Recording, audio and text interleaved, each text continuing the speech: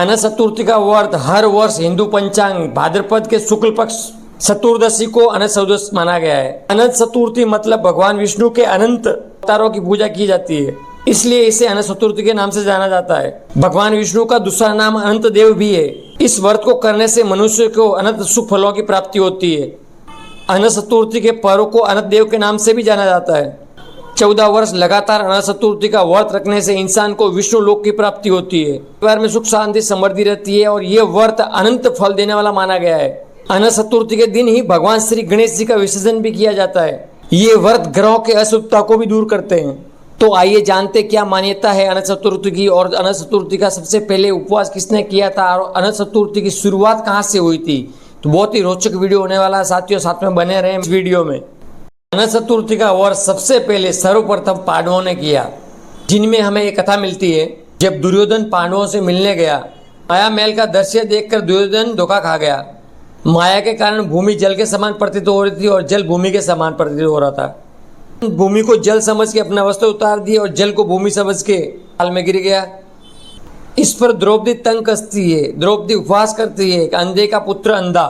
दुर्योधन इसी बात का बदला लेने के लिए, इसी बात का प्रतिशोध लेने के लिए अपने मामा शकुनी का सपोर्ट लेता है। अपने मामा शकुनी के साथ मिलकर षड्यंत्र रखा, पांडवों को जुए में पराजित करके भरी सभा में द्रौपदी को अपमानित किया। तो होने पर प्रतिज्ञा अनुसार पांडवों को 12 साल का वनवास भोगना था। में रहते हुए पांडव अनेकों कष्ट सह रहे थे। एक दिन भगवान श्री कृष्ण मिलने आए पांडवों से। तब भगवान श्री कृष्ण को युधिष्ठिर ने कहा, युधिष्ठिर ने पूछा कि ये भगवान हमारे ये कष्ट का क्या निवारण है। तब भगवान श्री कृष्ण ने कहा, हे युधिष्ठिर, तुम विधि पूर्वक भगवान अनंत का व्रत करो, इससे तुम्हारा सब संकट दूर हो जाएगा, इससे तुम्हारा जो खोया हुआ राज्य भी वापस मिल जाएगा। अनंत चतुर्थी की व्रत कथा। बहुत समय पहले एक ब्राह्मण था जिसका नाम था सुमंत, और उसकी पत्नी का नाम था दीक्षा, और उनको एक सुशील सुकन्या सुंदर सी धर्म कन्या भी थी। जब सुशीला कुछ बड़ी हुई तब उसकी माँ दीक्षा की मृत्यु हो गई। पत्नी मरने के बाद सुमंत ने एक कृक्षा नाम की स्त्री से पुनः विवाह रचा लिया, एक दूसरा विवाह रचा लिया। सुशीला का विवाह ब्राह्मण सुमंत ने कौंडिन्य ऋषि के साथ कर दिया। विदाई में कुछ देने की बात पर कृक्षा ने अपने दामाद को कुछ ईंट और पत्थर के टुकड़े बांध कर दे दिए। कौंडिन्य ऋषि दुखी हो गए और अपनी पत्नी को लेकर अपने आश्रम की ओर चल दिए, परंतु रास्ते में ही रात हो गई। वे नदी के तट पर ही संध्या करने लगे। तब सुशीला ने देखा कि बहुत सारी औरतें सुंदर सुंदर वस्त्र पहन के कोई भगवान की पूजा कर रही है। तब सुशीला उस स्त्रियों के पास जाती है और उनसे पूछती है कि तुम सब किस देवता की पूजा कर रहे हो। तब स्त्रियों ने सुशीला को विधि पूर्वक अनंत व्रत की महिमा महानता बता दी।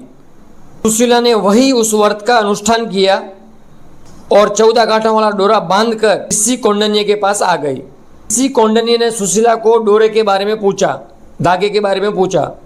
तब सुशीला ने सारी बात बता दी। तब ऋषि कौंडिन्य ने डोरे को काटकर धागे को जलती हुई आग में डाल दिया। तो इससे भगवान अनंत जी का अपमान हुआ। परिणाम ये हुआ कि ऋषि कौंडिन्य बहुत दुखी रहने लगे, परेशान रहने लगे। उनकी सारी संपत्ति नष्ट हो गई, खत्म हो गई। तब एक दिन ब्राह्मण कौंडिन्य बैठे बैठे अपनी पत्नी सुशीला से इसके बारे में बात करते हैं। तब सुशीला ने अनंत भगवान का डोरा जलाने की बात कही। तब पश्चाताप करते हुए ऋषि कौंडिन्य डोरे की प्राप्ति के लिए वन में चले गए। वन में कई दिनों भटकते भटकते एक दिन निराश होकर जमीन पर गिर पड़े। तब अनंत भगवान प्रकट होकर बोले, हे कौंडिन्य, तुमने मेरा तिरस्कार किया था, उसी से तुम्हें इतना कष्ट भोगना पड़ रहा है, उसी वजह से तुम इतने दुखी हो।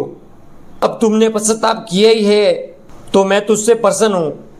अब तुम घर जाकर विधि पूर्वक व्रत करो और 14 वर्ष लगातार व्रत करो, और 14 वर्ष लगातार व्रत करने के बाद तुम्हारा दुख दूर हो जाएगा। तुम फिर से जैसे थे वैसे धन धान्य से संपन्न हो जाओगे।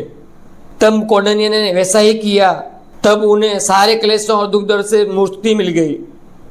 श्री कृष्ण की आज्ञा से युधिष्ठिर ने अनंत भगवान का व्रत किया, जिस प्रभाव से पांडव महाभारत के युद्ध में विजय हुए और चिरकाल तक राज्य करते रहे। तो साथियों, आपको ये कहानी कैसे लगी अनंत भगवान की, मुझे कमेंट बॉक्स में ज़रूर बताएं।